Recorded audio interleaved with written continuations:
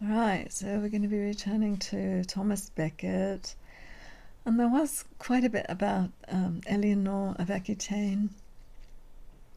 She kind of had a big influence going on. I did find this wiki. This is on her particular page. It shows the expansion of the Plantagenet land. So this is all around the same time. This one is leading up to the 1166, as in Brittany here, where it is by a son of Henry II of France, owned, and then over here, well, owned or empowered by, then over here 1152. Huge area here. This is Aquitaine by Eleanor, so you can see her influence was pretty major. You got Normandy up here in the red,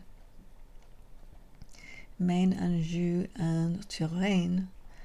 Now they're saying they've got Anjou here. That's why I'm getting all confused, because they do have in France another area down in here. Oh, sorry, over here.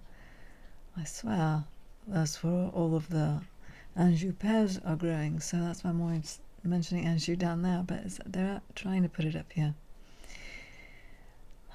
Which probably is where it belongs. And so next we have the Kingdom of France, the royal domain of the French king, and all of this around here are possessions of the Count of Toulouse, which is down in here. That's Toulouse more inland, and so that it actually is a smaller France than what you see right now on the map. But this is all apparently the Plantagenet lands. So the Plantagenet being very, very, very much kings and queens of England over here. So they're all kind of related there, putting their foot into France, and not saying this England, definitely not, but the lands of France having part of it, even either by marriage or really with armies. So I'm going to go on. Hopefully I'll get some pictures here. Chantilly Bibliothèque. Let's see what else we got. We have a Chronique de France. I don't know what they're doing there. Eleanor's Rock Crystal Vase. Okay, so here we go. She has a vase, and that looks like something very important. Now we've got Louis VII taking the cross by Sebastian Mamero. I guess is the artist of this. So the artist painted it in 1490, but in reality it was from the time of the 1100s. So,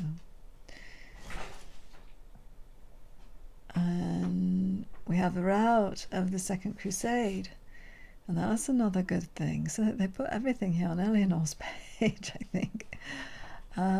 Expedition to Zenghi. We have Conrad III. We've got Louis VII, the Flemish, the Frisians, the English, and Scottish, detoured by the siege of Lisbon. So at some point, where was the siege of Lisbon? So over here, we have them coming in from Dartmouth and they were trying to get involved in all of this, and there was a siege. We've got Islamic lands. All of this is Islamic, all the green, and all the blue is Latin Christian. And the orange is Orthodox, and the pink, a combination. You've got the Latin Christians there now, and you have the Armenian kingdom of Sicilia there as well. So, but it's not Islamic. So this it's odd, because we even see today we have this conflict in this region, and you see the same borders essentially. You've got this,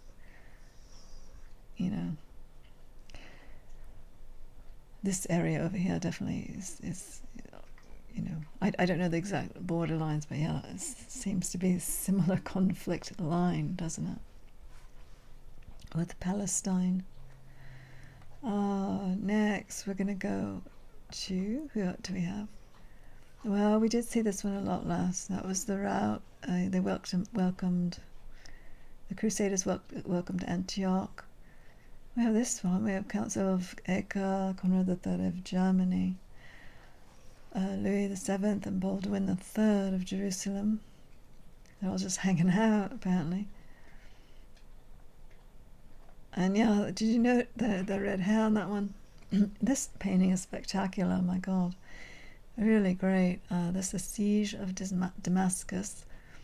But yeah, back to that, they're all looking like red-headed kings.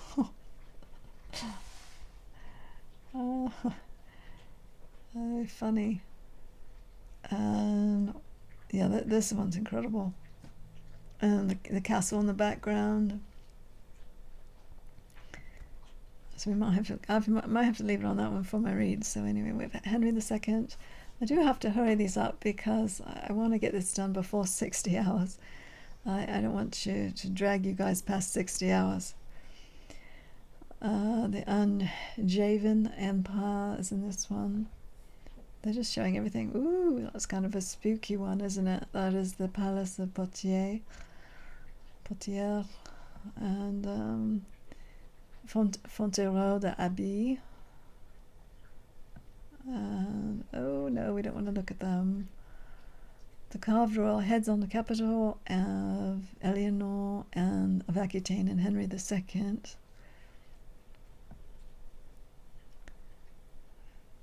So much more on this woman. I can't believe it. She was major, wasn't she? She had a major portion of France there underneath her dominions, so to speak. This is really nice. It's the old mural. That's a pretty good one. Erroneously attributed as that she's apparently not Eleanor. And what else do we have? These are more biblical looking. Chateau de Versailles. This was a beautiful one, I thought. Now, it's not beautiful in retrospect when you're thinking of what she's doing, because apparently she's carrying poison and she's going to give it to someone.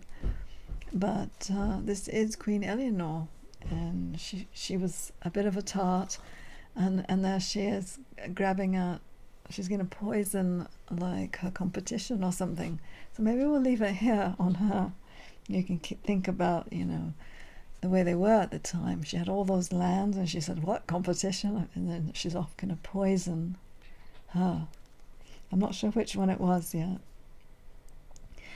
So here at 1170, at length, however, a reconciliation was effected between Henry and Becket by the united efforts of the King of France and Pope Alexander III, when the primate returned to England and once more occupied the See of Canterbury. But his arrogance being unsubdued by adversity, he launched forth the thunders of the Church against his former opponents, suspended the Archbishop of York, and excommunicated the bishops of London and Salisbury. Reginald de Warrenne and Giraffe de Cornhill, two of the king's ministers who were employed on their duty in Kent, asked him, on hearing of this audacious attempt, whether he meant to bring fire and sword into the kingdom. But the primate, heedless of the reproof, it could be either, no, I believe it is reproof, proceeded to exert that tyranny which was congenial to his soul, and the shameful manner in which he broke the terms of his reconciliation, by his numerous acts of violence and sedition, openly violated the laws and bade defiance to the royal authority, fully justified the spirit of resentment that evinced itself in every part of the kingdom. Aware of the indignation he had excited, he at length retired to Canterbury, where he passed about a week in great solitude. And if the accounts of his biographers may be credited, he received daily intelligence of fresh insults offered to his friends, and depredations committed on his estates, which induced him to remark to one of his chief confidants that he was convinced the contest would not end without effusion of blood, and that he was determined to die for the liberties of the Church. A declaration which plainly demonstrated that he preferred the gratification of his favourite passions even to the preservation of his life, and that his vanity extended its views beyond the limits of his existence. On Christmas Day he mounted the pulpit of the cathedral and delivered a sermon evidently composed for the rebellious purpose of inflaming the minds of his congregation, and exciting them to revenge against all such as had opposed his measures, thus rendering by a shameful degradation of his sacred character the duties of religion subservient to his own infamous views, and basely prostituting to the promotion of discord and gratification of pride that place whence the benevolent precepts of peace and humility should alone be delivered.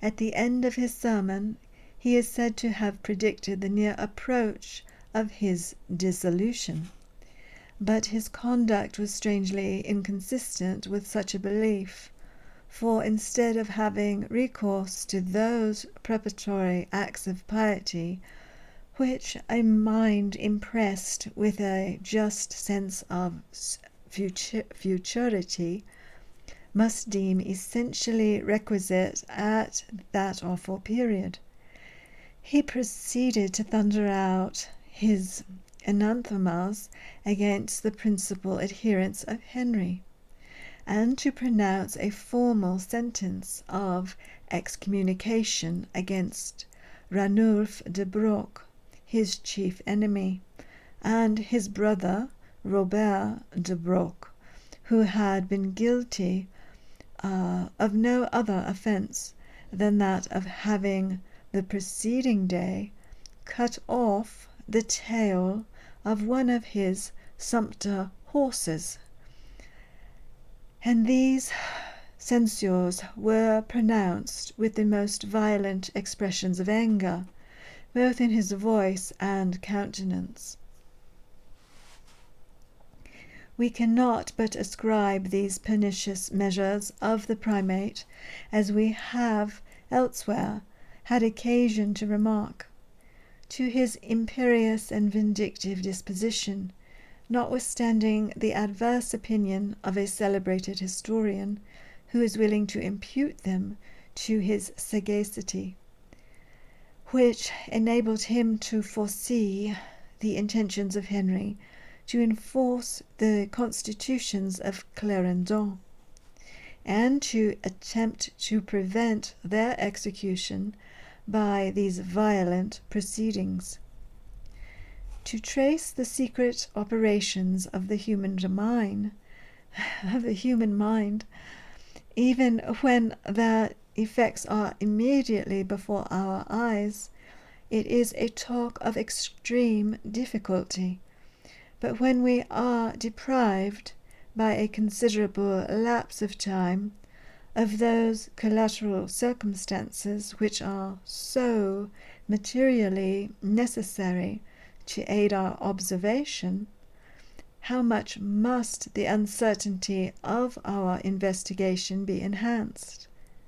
Fortunately, however, the present instance is not one of those which demand any uncommon exertion to develop. As we conceive the opinion of the author, we allude to have originated solely in his marked partiality to speculative wisdom, and in that strange desire so frequently to be observed in philosophical writers, to ascribe the actions of a distinguished personage to some extraordinary cause, as if such personages were exempted by their situation from the frailties of human nature, and by their rank from the failings of their inferiors.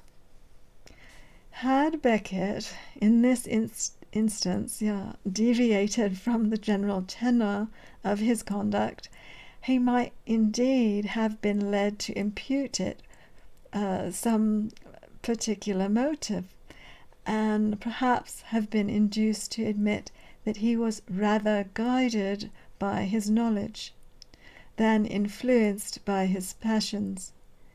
But his conduct from the first commencement of hostilities between him and his sovereign had been invariably the same.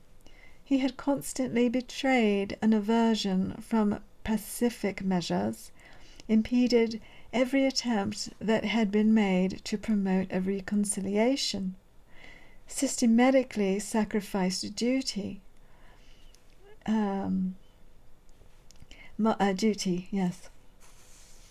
moderation, nay, even interest itself, to the gratification of pride, vanity, and revenge. And when at last he was compelled to accept the concessions of Henry, which, though less than his ambition had urged him to hope for, was greater than his penetration could suffer him to expect, instead of evincing an anxiety to cement the peace by the most effectual means of satiating his vengeance. Let's do that one again. Anxiety to cement the peace by the adoption of a mild and conciliatory measures, his thoughts were solely employed on the most effectual means of satiating his vengeance. On his arrival in England, he embraced the earliest opportunity of putting his bashful projects in execution. Nay, even previous to his embarkation, he found means to convey the sentences of excommunication to the prelates, and those censures which he now issued proceeded from the same polluted source. They were links of one continuous chain, unbroken, uninterrupted. It is evident, therefore, that Becket, in this, as in almost every circumstance in the whole course of his contempt with Henry, had suffered his passions to overcome his reason. Nor can we, indeed, conceive any possible display of sagacity in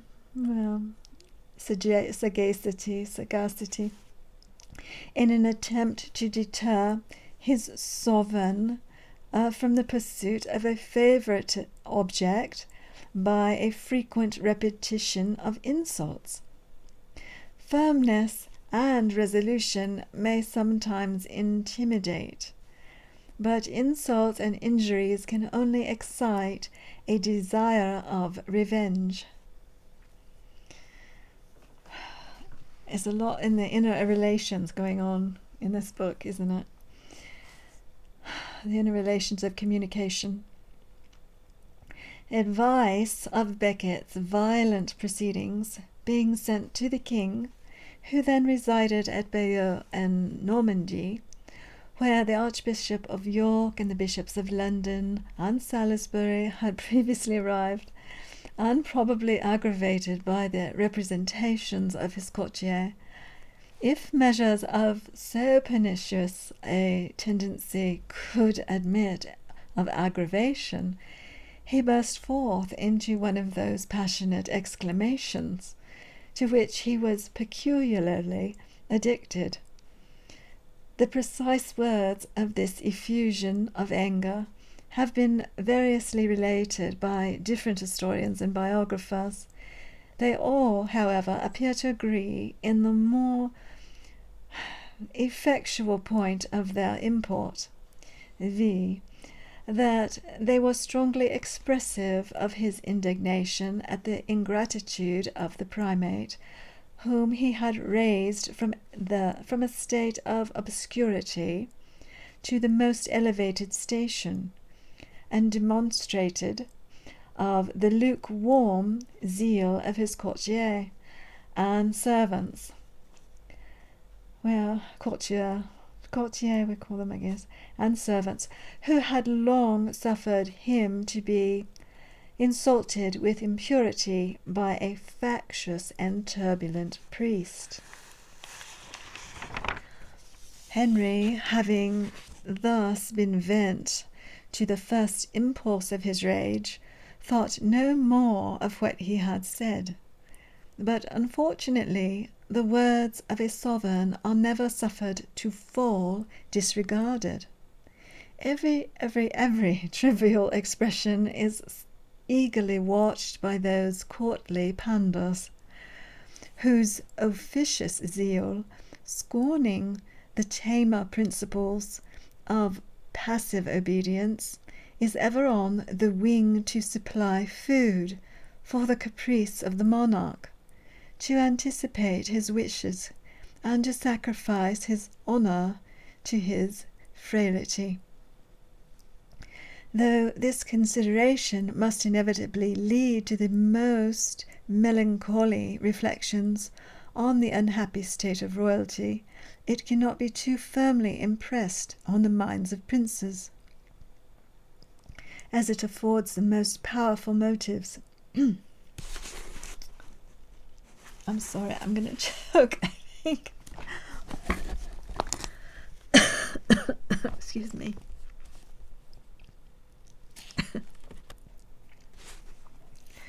All right, returning, sorry.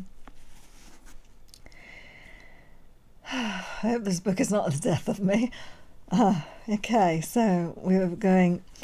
it cannot be too firmly impressed on the minds of princes, as it affords the most powerful motives to prudent circumspection, inculcates the necessity of continual restraint, teaches that to the enjoyment of a superior station, the discharge of superior duty is invariably attached, and finally enforces the strong discrimination that must ever subsist between the monarch and the man. The king's passionate exclamation being misinterpreted by 4 of the barons who attended on his person, they immediately formed the resolution either to awe Becket, we're all talking about Becket here, into submission by threats, or, if those should prove ineffectual, which they were unwilling to believe, to free their sovereign from inquietude by putting him to death. Having thus laid their plan without imparting their intentions to anyone, they withdrew from court at different times and took different roads in order to avoid suspicion. On their arrival in England, they hastened to Canterbury, where they waited on Becket unarmed, and endeavoured to persuade him to recall the sentences of excommunication he had unjustly issued, and to make proper submission for the violence and illegality of his conduct. The primate, however, remained inflexible, alike deaf to entreaties and callous to threats.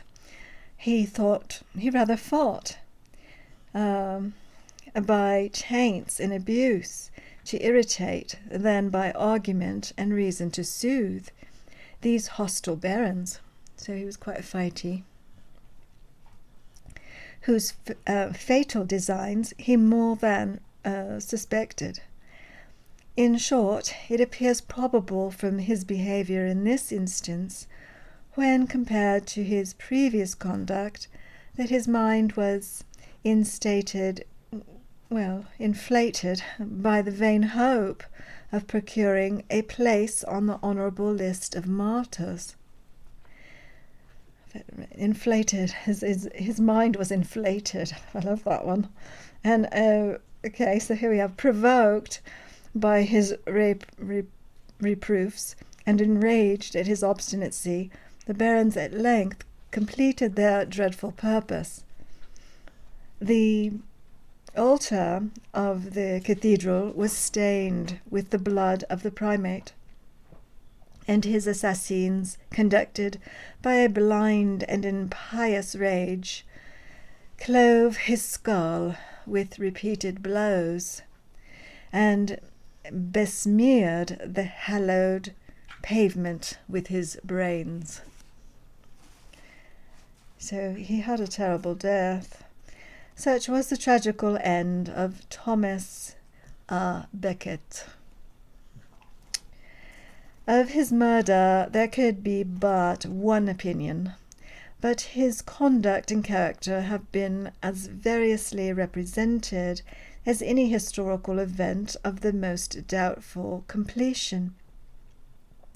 That he was a man of extensive abilities we are not permitted to doubt, as the concurring accounts of all the historians of those times evidently tend to confirm the fact. But the actions of his life most certainly afford not the smallest proof of superior wisdom.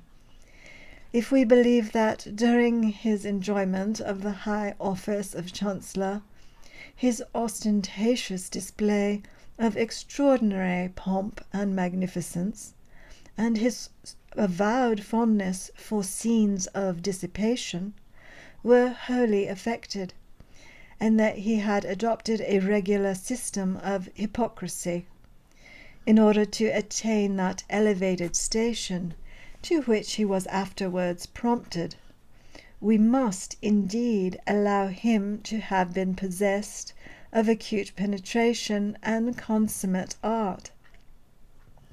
But if from thence we are induced to admit the sincerity of his conduct as primate, to believe that he was truly of opinion the cause of religion could be promoted by the encouragement of clerical usurpations. Oh my gosh, what a wordy bunch. I cannot believe. Okay, so we are at the usurpations. The protection of ecclesiastical culprits, a contempt for the laws of the realm, a violation of solemn oaths, and an attempt to excite a rebellion. If we are prevalent in the spirit of superstition, we must strenuously maintain that he betrayed a weakness of mind incompatible with those endowments which he Well, his eulogists have, with indiscriminate profusion, conferred on him. On the other hand, if we transfer his hypocrisy from the Chancellor to the Primate, for the suspicion to which every sudden and violent transition is justly exposed, renders it impossible to exempt him wholly from the charge of dissimulation. We are equally at a loss to discover any vestige of his wisdom. In either case, we find that Thomas A. Becket was destitute of the grand requisite in every minister, but more especially in the chief minister of religion, that is, virtue. He was, however, possessed of those inferior qualities which too frequently cause the want of it to be overlooked. His personal accomplishments were great.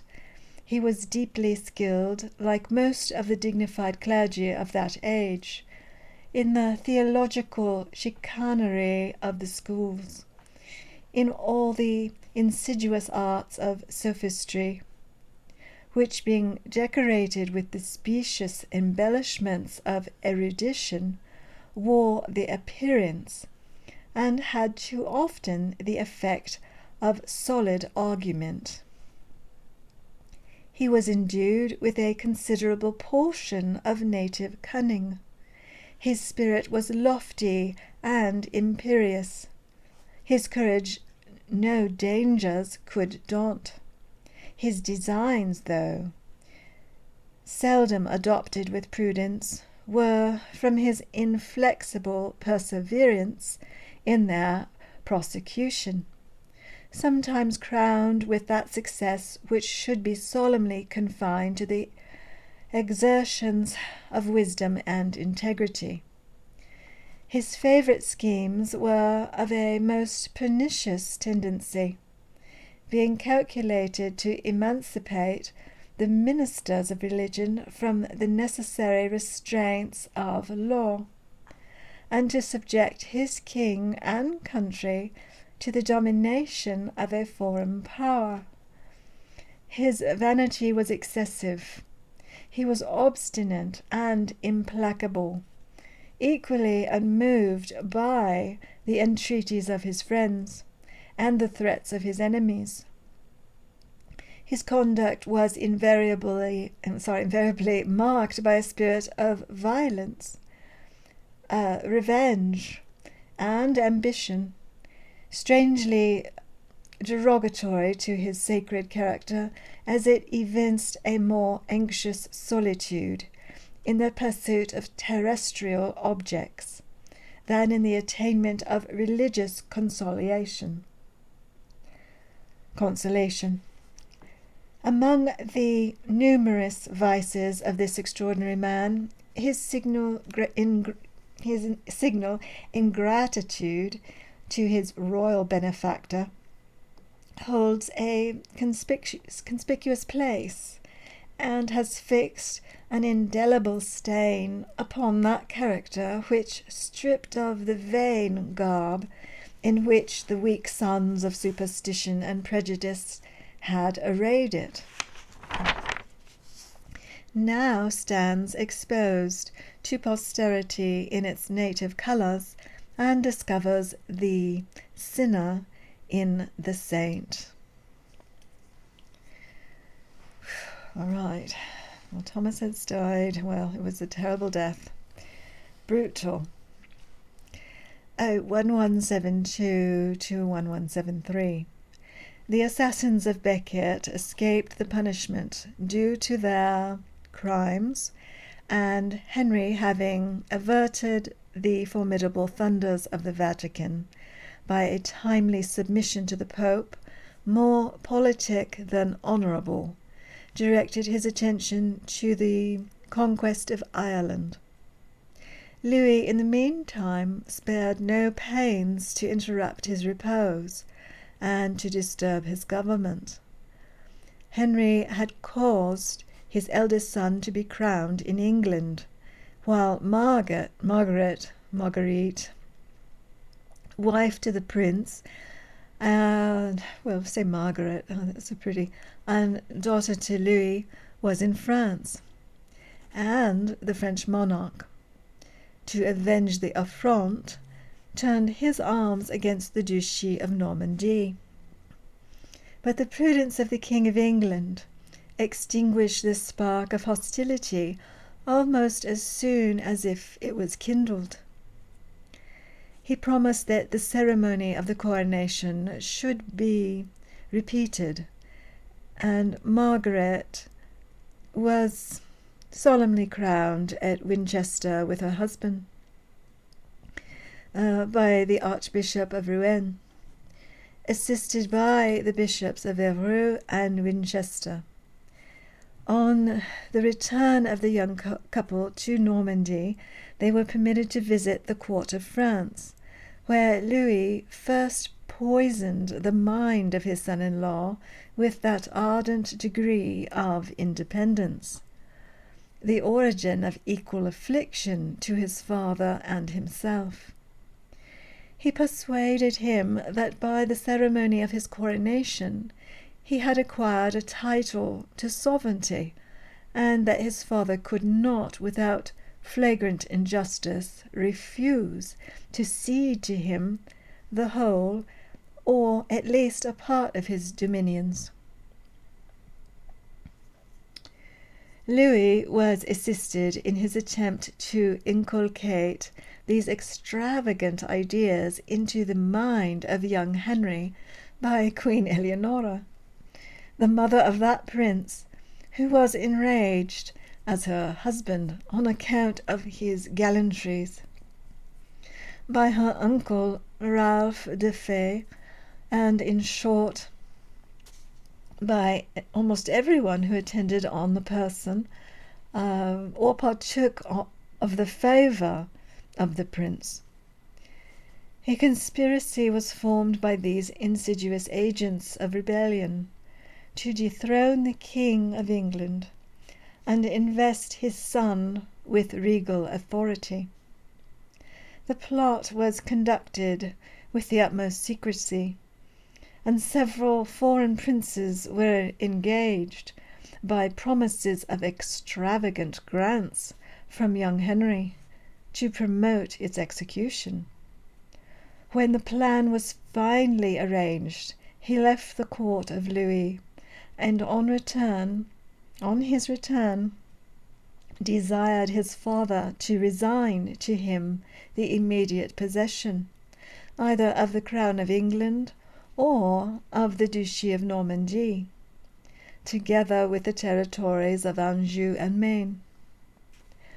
On the king's refusal to comply with this insolent demand, the king is not, he's refusing, he openly expressed his discontent, spoke to him in the most undutiful terms, and took the earliest opportunity of effecting his escape into France, where he hoisted the standard of rebellion. He was speedily joined by his brother Richard and Geoffrey, and by a considerable number of the factious barons of Normandy, Anjou, and Maine. So his father refused, and he felt, oh, bad boy, and he ran back to Normandy. Excuse me. Though sensibly affected by the ingratitude of his children and the revolt of many of his subjects, who were indebted to his liberality, for the affluence they enjoyed. I am losing my voice a little bit. I've spoken a lot today. In this.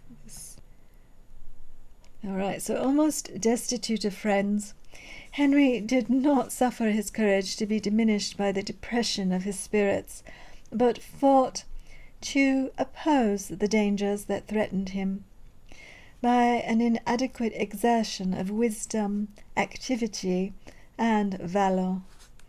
He dispatched ambassadors to the French court to remonstrate with Louis on the impropriety of his conduct in encouraging and supporting the unnatural rebellion of his sons. He wrote accounts of his situation to all the princes in Europe, and even solicited the Pope to issue the censures of the Church against his undutiful children and their infamous accomplices. He sent orders to all the governors of his towns and fortresses to be upon their guard and to prepare for an attack. And he enjoined all of his barons, here they are, in whom he could repose any degree of confidence, to be ready to attend him with their followers. It's getting fighty. He likewise engaged to his service an army of 20,000 Brabançons, a kind of mercenary banditti, who infested all the European states, subsisted upon plunder, and, like the modern Swiss, were ready to engage in the service of any prince who would pay them with punctuality. The event soon evinced the sagacity of these precautions, for early in the spring of 1173 hostilities commenced, and the attacks were made on many different places at the same time.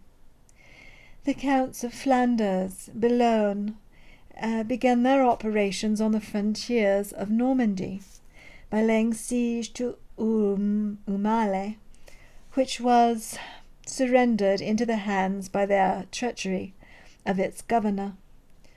The Count of Aumale, the count who was its governor, they next besieged and took Duchâtel and Driancourt, but the Count of Boulogne, having received a mortal wound in the knee at the last of these places, his brother, the last of Flanders, was so much affected with his loss, which he was inclined to regard as punishment for having engaged in an unjust enterprise, that he immediately withdrew all his troops from Normandy.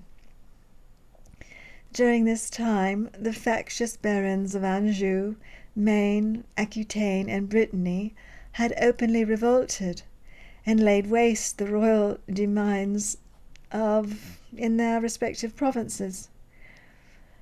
And now Louis had entered Normandy with young Henry at the head of a powerful army, and laid siege to Verneuil, then a strong town in the Perche.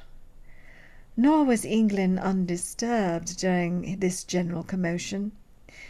The King of Scotland invaded Cumberland, besieged the city of Carlisle, and defoliated the adjacent country, while the vassals and the Earl of Leicester and Leicester, they like to say it faster, Leicester, and other rebellious noblemen appeared in arms in the centre of the kingdom. Henry, having checked the progress of the Flemings, now marched to the relief of Verneuil, which had been vigorously defended by Hugh de Lacy and Hugh de Beauchamp. The governors, who were the governors? But after a month of siege, the garrison had been compelled to capitulate through want of provisions, and had engaged, if not relieved, within 3 days to surrender the town and retire to the citadel.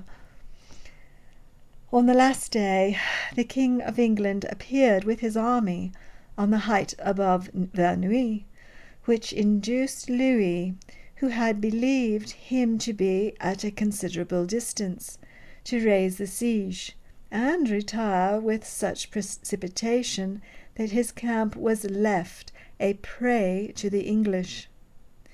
The vassals of the crown, being disgusted with the ill success they had experienced. Okay, so they're disgusted here, sorry. And their time of service being now expired, disbanded and retired into their several provinces. So now people are leaving this war. After the retreat of Louis, Henry dispatched a body of Brabazons to suppress the insurrections in Brittany, where the revolt had been more general and attended with greater mischief than in the other provinces.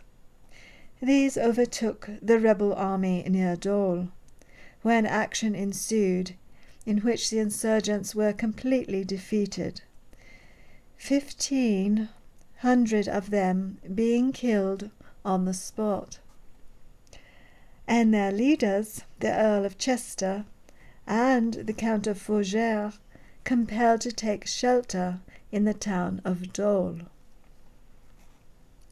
On the reception of this pleasing intelligence, the English monarch left Rouen, and marching all night arrived at Dole the next morning, and pressed the siege of that place with so much ardour that he obliged the governor and garrison to surrender at discretion. But by the adoption of these vigorous measures, the insurrections in Brittany were entirely quelled, and Henry, in the course of a few months, found the insidious projects of his numerous enemies totally disconcerted. These considerations induced Louis to propose a conference, to which Henry, hoping that the advantages he had obtained, would at least ensure him reasonable terms, willingly consented. And the two monarchs accordingly met between Trye and Guilford, where the King of England had the mortifications to see his 3 sons in the retinue of his rival and his foe. So to see them as rival and as enemy. As Louis had no other pretence for war than that of supporting the claims of the young princes, Henry made them such offers as children ought to be ashamed to insist on, and as nothing but excess of parental affection could possibly have extorted from him. He insisted only on maintaining the sovereign authority in all his dominions, and offered to young Henry half the revenues of England, with some places of strength in that kingdom, or, if he rather chose to reside in Normandy, half the revenues of that duchy, with all of those of Anjou. To Richard he proposed to cede half the revenue of Guyenne, with 4 important fortresses, and to Geoffrey he promised to resign Brittany, and if these concessions were not deemed sufficient, he offered to make such additions as the Pope's legate, who were not present, should think requisite.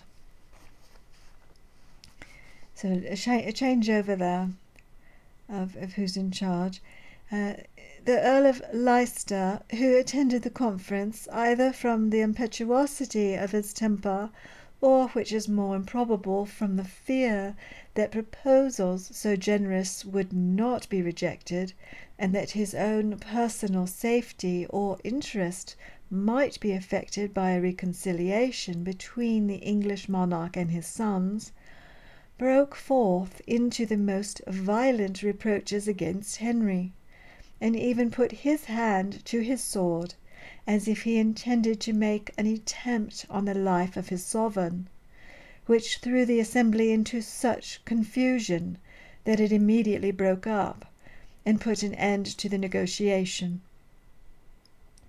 In 1174, Henry, by this means, being once more exposed to the dangerous combination of his foes, thought it necessary to remove every shadow of doubt from the minds of his clergy, and from those of his subjects in general, as to the sincerity of that violent grief which he had evinced on the murder of Becket.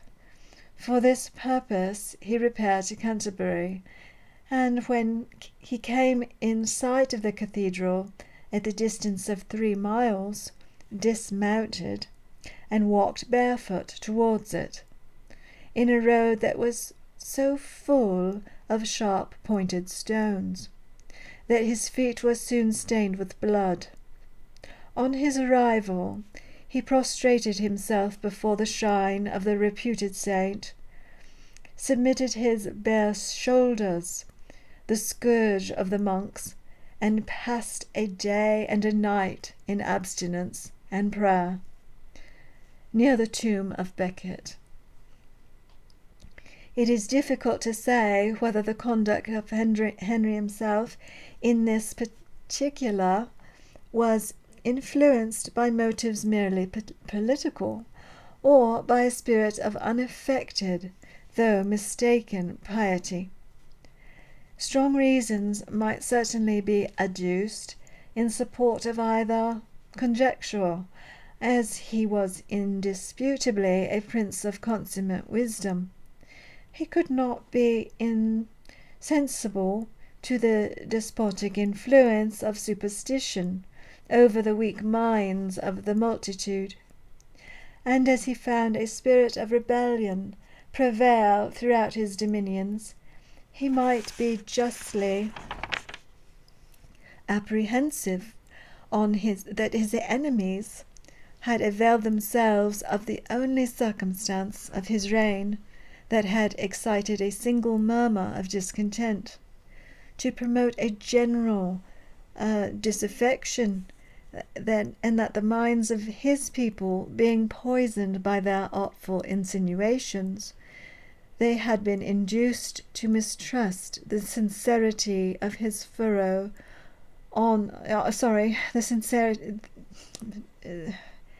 they had been induced to mistrust the sincerity of his sorrow on the death of the primate, and to entertain strong doubts of his innocence.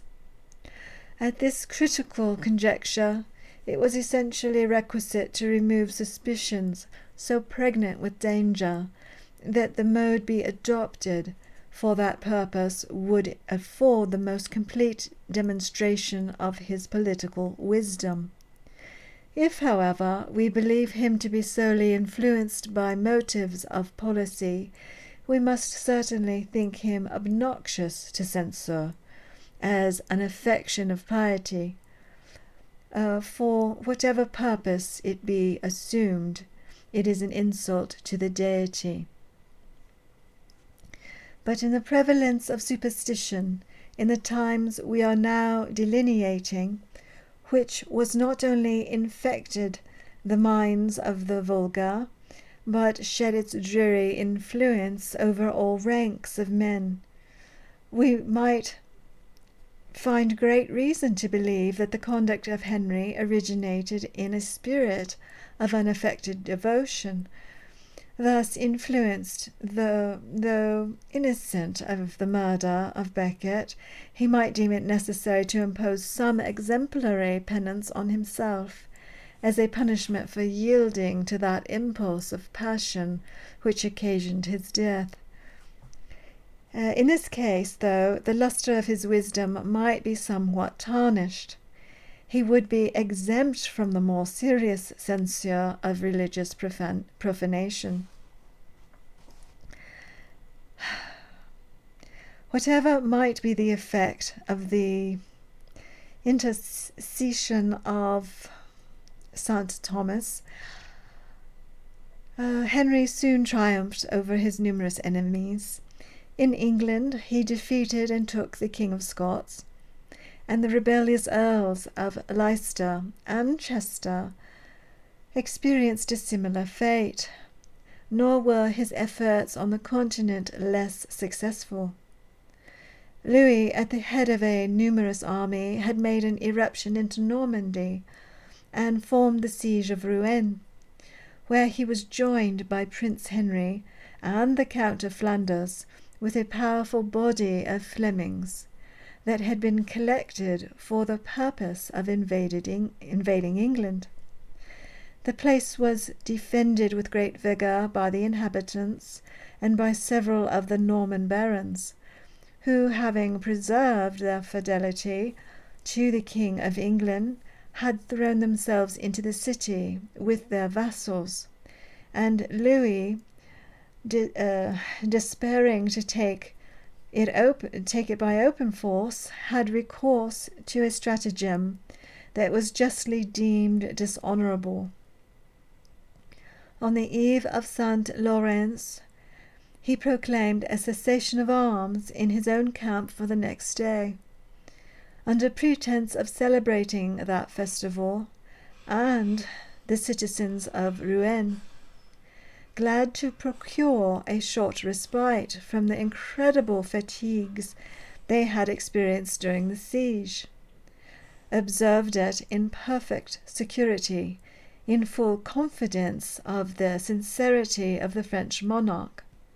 While they were enjoying this temporary relaxation by diverting themselves with tilts and tournaments on the fourth side of the river, in sight of the enemy, some priests had ascended the tower where the alarm bell hung, in order to indulge their curiosity with a view of the enemy's camp.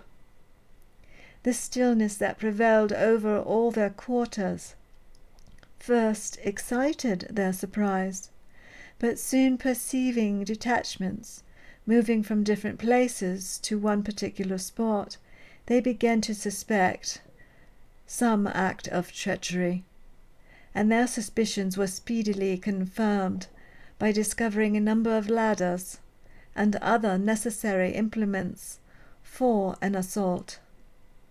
They immediately rang the alarm bell and gave warning to the inhabitants, who ran to their several stations. The French, who on hearing the alarm hastened their attack, had already applied the ladders and mounted the walls in different places, but being repulsed by the enraged citizens, were obliged to retreat with considerable loss.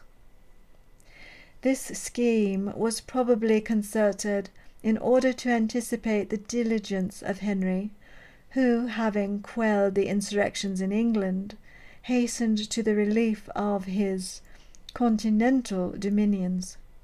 He landed at Barfleur in the month of August, with his Brabançons,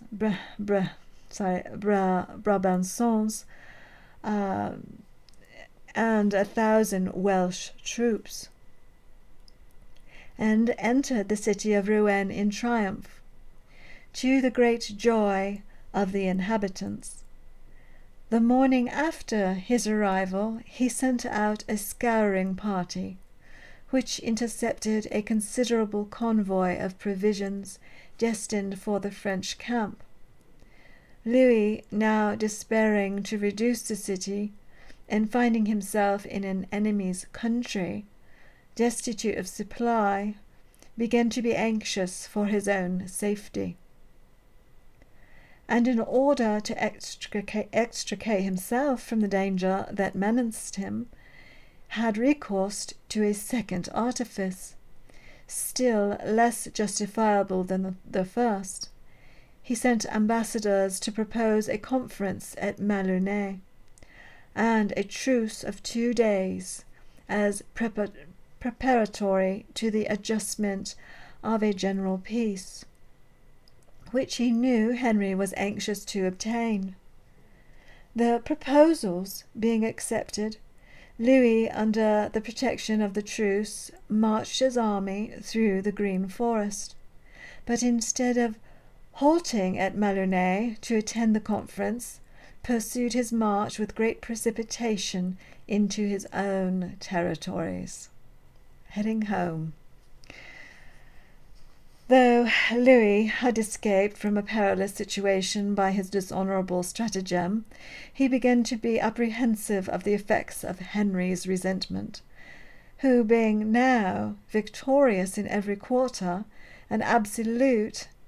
very much an absolute master of his extensive dominions, might exact a severe vengeance for the dangers and disquietudes to which the arms and intrigues of France had exposed him.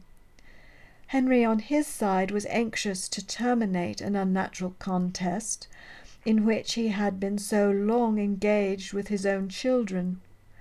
Thus the necessity of an accommodation being felt by both parties, a conference was proposed by Louis and accepted by Henry. A cessation of arms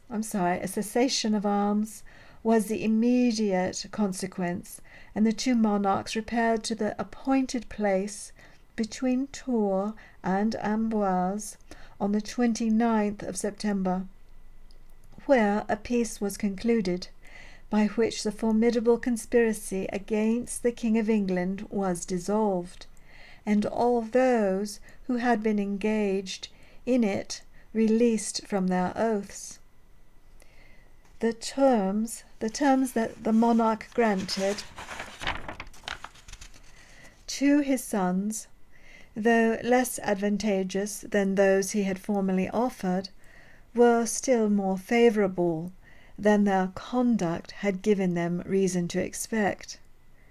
He assigned them stipulated pensions for their support, and some castles for their residence, and granted them an indemnity for all their adherents, who were restored to their estates and honours, except the King of Scots and Earls of Leicester and Chester, who were detained to the conclusion of a separate peace. A mutual oblivion of injuries was agreed on, and Prince Henry consented to confirm all the grants which had been made by his father during the war. This finished a war, the commencement of which had threatened destruction to the power of Henry, but in the conduct wherever he had displayed the prudence of a sage and courage of a hero. The peace now concluded produced a sincere reconciliation between the two monarchs. The one was averse from war as well by inclination as by the dread with which the disobedient conduct of his children had inspired him. The other, whose health was daily declining, earnestly wished to leave his dominions in the state of perfect tranquillity, as the tender age of his son was ill adapted to the tumult of arms. What trifling disputes afterwards occurred between them were amicably settled by arbitration. One, indeed, of a more serious complexion took place, which must inevitably have produced a rupture, had not the dictates of resentment been silenced by the suggestions of policy. I'll stop there. We're at 1177.